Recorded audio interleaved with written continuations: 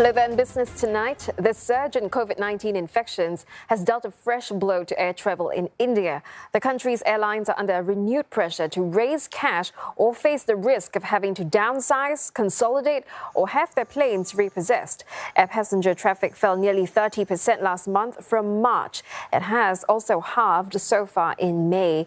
This has forced even the country's biggest and most cashed-up carrier, Indi-Go, to look for fresh funds. It may seek fresh funds of around $550 to $680 million to tide through 2 quarters of cash burns. The situation is far worse for the smaller airlines, particularly those without large backers. Overall, Indian carriers are expected to report total losses of $4 to $4.5 billion in the fiscal year that ended on March 31st. A recovery in domestic travel is not expected until the first quarter of next year. For more, we're joined by Shantanu Gangakhedkar. He is a consultant at Frost Sullivan. Well, how bad is the situation for India's airlines? So to put it in number terms, in March, we saw about 300,000 passengers per day, which was about 70 to 80% of the pre-COVID-19 levels. But from that point onwards, when the second wave started, in April, we saw it going down to as low as about 150,000 passengers per day, and it's still going further down. So that's one of the key aspects to put in number terms how the industry is performing. Given this, the bookings are also down about 50%. So overall, at least during this time of the second wave, it's not looking good. And Shantanu, what options are available for them to ride out this wave?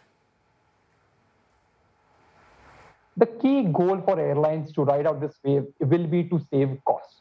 And there are multiple ways which they can deploy to save this cost. Number one would be plan and manage the routes well, so as to keep the load factors as high as possible.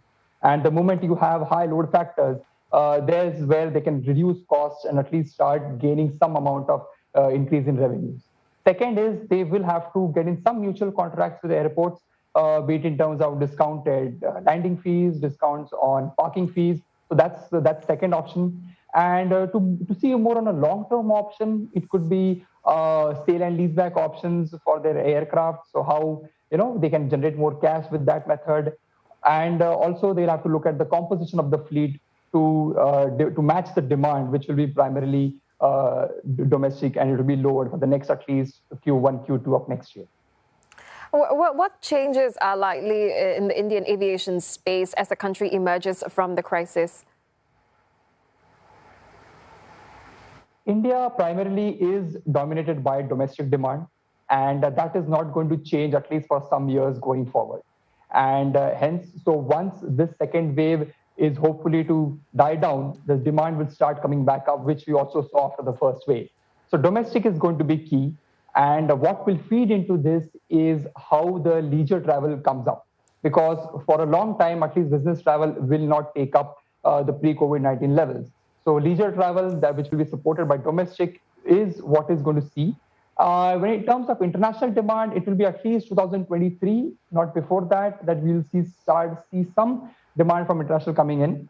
Another interesting aspect is more airlines will start looking at point-to-point routes. And this is given the increased amount of quarantining and restriction that is required. So we may see a lot more point-to-point routes in international terms. It's be it Middle East, be it more of North America and Europe.